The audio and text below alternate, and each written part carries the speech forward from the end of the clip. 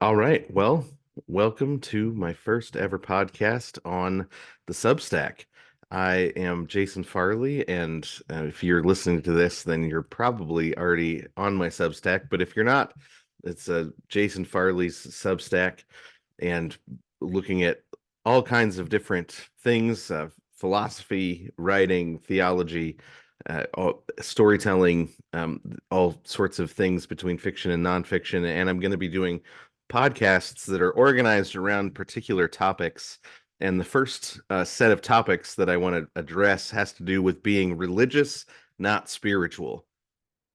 Now, it's really a common phrase right now for people to be saying, well, I'm spiritual, I'm not religious. And that's kind of, and a lot of the church has sort of decided that it's a good idea to adjust to that, to, I mean, that the phrase makes it around every 10 years or so, and we're trying to maybe be more welcoming or something. And so we say, well, yeah, we're into that. We're also spiritual because we're trying to be good Christians. But the reality is that phrase, uh, the reason that it seems like it makes sense and is a good idea is because it's rooted in Gnosticism, and Gnosticism is the the most common worldview in modern America. Gnosticism is the base worldview of modernism, especially American modernism. And Gnosticism is a view of the world in which mankind experiences the world as an alien place. Mankind, in all of the old explanations of Gnosticism, mankind strayed from his origin and he's trying to find his way back. And it's a belief that in the unjust flungness of man, it was how they used to talk about it, that man was flung from his original intended place and unjustly. And now he's here in the world and he has to try and find his way back. And that's the ancient Gnosticism, the ancient way of thinking. But it brought with it a particular metaphysic, a particular understanding of what kind of place this was. And there were certain things that all of the different Gnosticisms held in common. And what I want to do is look at Gnosticism and talk about what it means in the modern context, because most of the modern philosophies are just some sort of refried Gnosticism. They're just Gnosticism, brought back into in a hidden way, usually not in a straightforward way, but brought back nonetheless. So the heart of Gnosticism is that there's three things that are the problem, and then the solution has to do with getting our mind right. So the first thing is just that matter is a prison, that we have to reject matter as a good thing, and show and see that matter is a bad thing, and our mind begins there. And that's the beginning of finding our way back. And secondly, it rejects history as good or history as real. Right? History is always a problem. Right? That living in time is always a problem. Being a part of the historical development is always a problem in ancient Gnosticism. And then it also rejects institutions as a good thing. Institutions are automatically a bad thing in Gnosticism. Uh, and I'll flush those out all in detail more, but it begins with this idea that mankind has tumbled from his original place. He's and it's not just that we were kicked out of the Garden of Eden, but instead that we were unjustly ejected from our original place, whatever it was, and mankind tumbled down the great chain of being out of our previous existence. So whether it was a spiritual, timeless existence, whether it was early mankind was free from society, early mankind was free from anxiety, early mankind was able to live in the present, in the moment, but now we have these difficulties because of our new mindset that's forced on us by society. So whether it's I, as an individual, had a previous spiritual timeless existence, or mankind as a creature had a spiritual timeless existence. We were we were ejected from it unjustly, and we became incarnate time-bound creatures. Right? We became aware of our own being, aware of our own existence, incarnate, time-bound, no longer directly experiencing reality the way that we were intended to. And any Gnostic project was some sort of a means of saving yourself by getting your mind properly ordered, right? So when you come to understand your flungness, that's what Heidegger called it, your flungness, that you're aliens to this particular place in the moment, this particular place in your body, this particular place in reality, then you're at the beginning of the path of gaining power over reality. And that's always the ultimate end of any sort of Gnostic system, is you gain power over reality, power over being. And we're talking about these things in the abstract, um, just to show what Gnosticism is, and then we'll look at how it actually affects us in our day-to-day life. Um, because the idea is, in Gnosticism, through having the right mindset, or through your mindset, you can make yourself into a new being, or you can ontologically rise into a new species of being. And when you are ontologically rising through your mindset, you become closer to what you're supposed to be. You can approach what you're supposed to be in your mind, even though you can't escape your body yet. You can approach what you're supposed to be in your mind first, and then your body will eventually either follow along, or in some forms of Gnosticism, you slough off your body, like a butterfly losing its cocoon. But what they all hold in common, philosophically speaking, is that Gnosticism equates your ontology, your being, what kind of thing you are, your species, what kind of value you have. It equates that ontology with our economic position in society. And you see this in every form of modern Gnosticism, especially this equation of ontology and economy, this equation of what kind of thing you are is affected by where you are in society. So, how much money you have, right? Where you are in the social hierarchy, what kind of power, what kind of influence you have.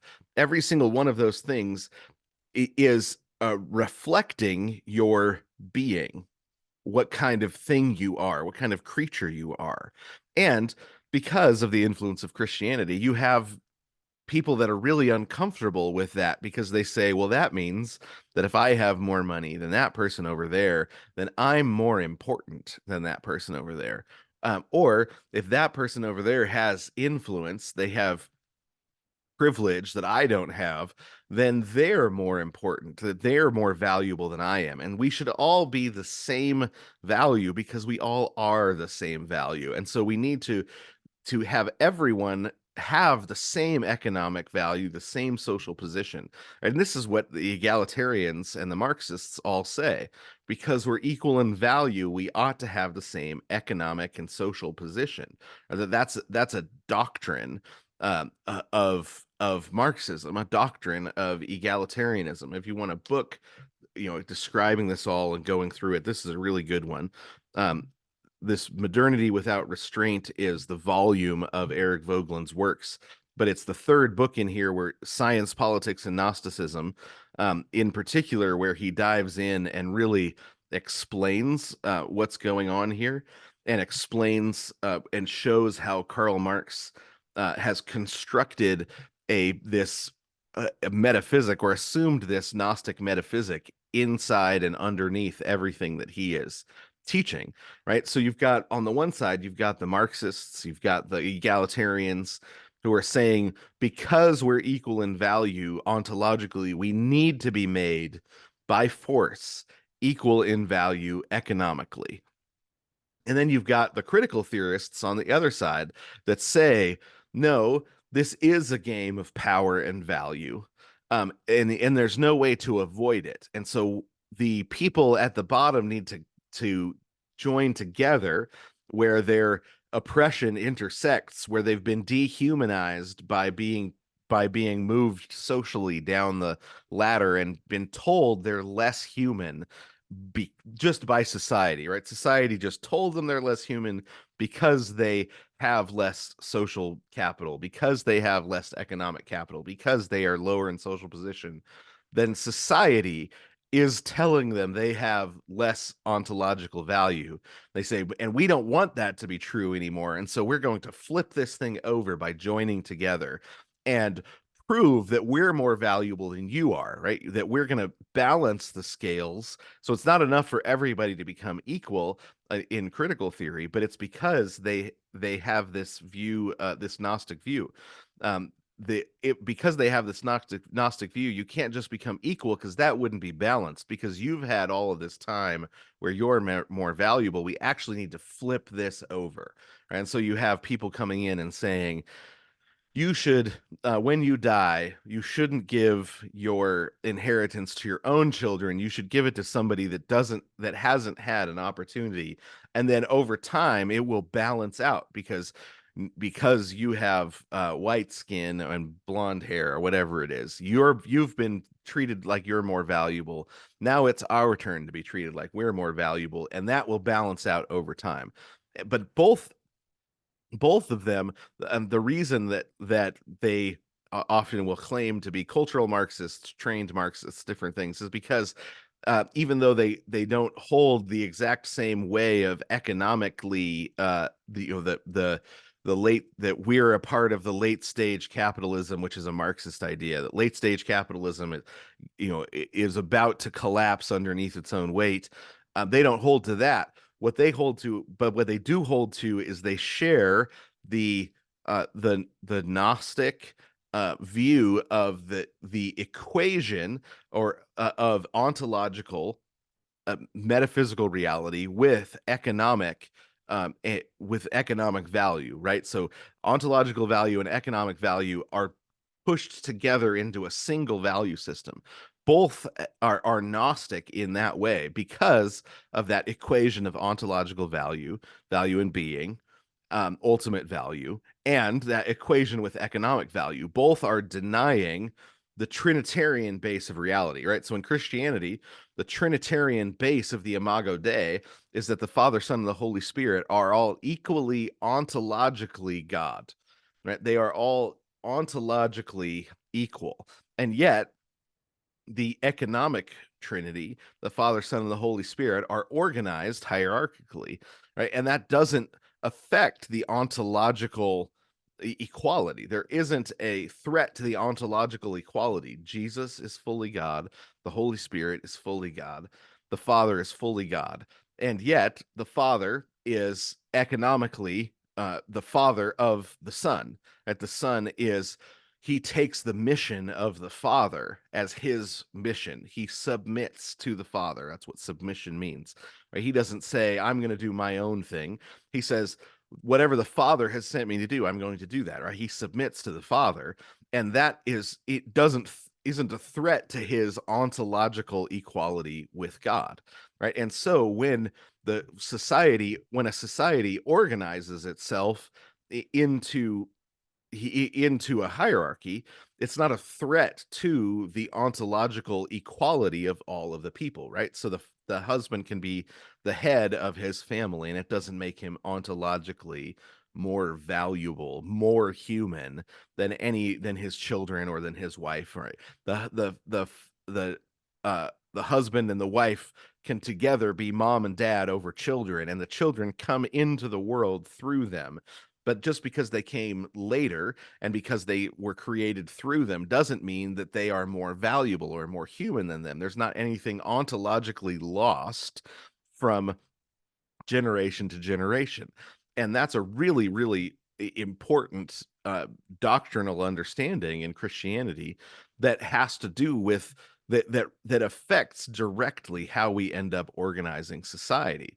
Right? So the way that this Gnosticism ends up working its way out throughout history, if you read uh, against against heresies by Irenaeus, he goes into the details of how the Gnostics worked all these things out. And then a really good book, C.S. Lewis's introduction to uh, his introduction to John Milton's Paradise Lost. He goes through some of these understandings of hierarchy, and that no person by nature has the right to rule over others. That there is deeply embedded within a Christian understanding of society is that the that people give their rulers the right to rule because they not because they are by nature more human or more valuable, or but by giftings that they're the right people to have in those positions, and they give them that the voluntary submission within Christianity is a really important aspect of the organization of society. Well, the way that this ends up working its way out is one that the Gnostics all believed that matter was a prison. They reject matter as a good thing. So salvation is always a retreat from the use of matter, a retreat up into your mind where you can redefine the real, what's real, according to some sort of secret knowledge, right? So and when you have that knowledge, you're a different species. That knowledge makes you into a different species of being than people that don't have the knowledge. So Karl Marx called this socialist man. When you came to the convictions and the understanding of the way that economic systems collapsed and led into one another through revolution, then you became socialist man. You moved up the chain of being, and because you had that sort of secret knowledge. And this is why that the different Marxist groups always want re-education camps, right? They call them re-education camps because they're saying we can turn you into the right kind of person by giving you the right kind of knowledge, right? By bringing you into the secret knowledge. And then also, because matter is a prison, salvation comes through the avoidance of certain material things, right? You avoid certain material things. You avoid bodily responses, emotions, sexual desires, food, alcohol, touch not, taste not, handle not, right? The doctrines of demons, as Paul calls them. You avoid marriage. You avoid sexual. You avoid any sort of the good right use of sexuality, all because they are bodily responses. And that's because matter is a prison, right? Matter is a part of the problem. And then the Gnostics all rejected history as good or history as real, right? Because salvation was an escape from history. Salvation was the ability to resituate the moment into whatever was actually real. So history and living within history, living within time, it was always trying to trick your senses. But you could resituate the moment if you had the right sort of secret knowledge. So grief was an illusion because none of it was real. Pain was an illusion because history is an illusion. All of history is an illusion. And so um, you didn't look at history and say, oh yes, this is bad, this death is hard, this death is real, but God brings resurrection out of it, right? Instead, you said, well, no, I know that there is the sovereign God of my secret knowledge is has told me that none of this is real, and so I don't have to feel the grief. I can avoid the pain. I can convince myself in my mind that it's not real. And so you move out of history, and it's the same with power structures. They ended up retreating from power structures, all of those sorts of things. And then the last thing is they rejected institutions as good because the real experience was always individual and direct. It was unmediated. And then anti-real people come along and they institutionalize the direct, and the institution comes to mediate your experience. So the original experience, the real experience, was always something individual, direct, unmediated. And then the suits and the haircuts come in later, and they make it all into an institution. You see this sort of talk about the way that the church is an institution. It's not necessary, but it ends up being built around the real experience, that sort of thing. And people rejecting the sacraments, for example, because no, I want an unmediated, a direct experience with Jesus. None of this mediation by means of the community, the communal experience, the church.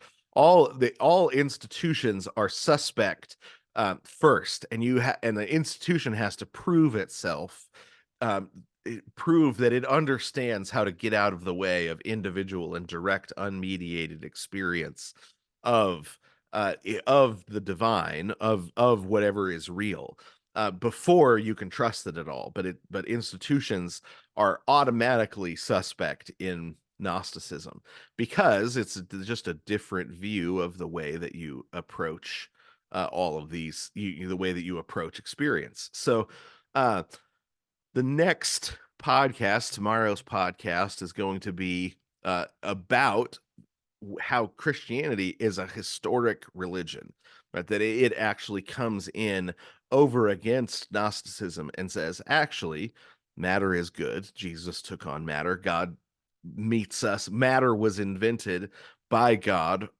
as a good thing for the purpose of being a means of fellowship, for being the way that we meet with one another. That history is good, that Jesus stepped into history, that Jesus saved us through history, and therefore then saves us back into history, and that institutions, that Jesus actually saved us by means of fulfilling institutional requirements, by fulfilling the requirements of a prophet, a priest, and a king, institutionally speaking, within history, and that he saves us into institutions, that institutions, that they can go wrong, obviously, because we're sinful human beings, but institutions are actually a good thing that God established himself, that he established for our good, and he established as a way of helping us to live by faith alone. So um yeah, that's the introductory podcast to the new series, which is called Religious Not Spiritual. So I hope that you appreciated it and it blessed you.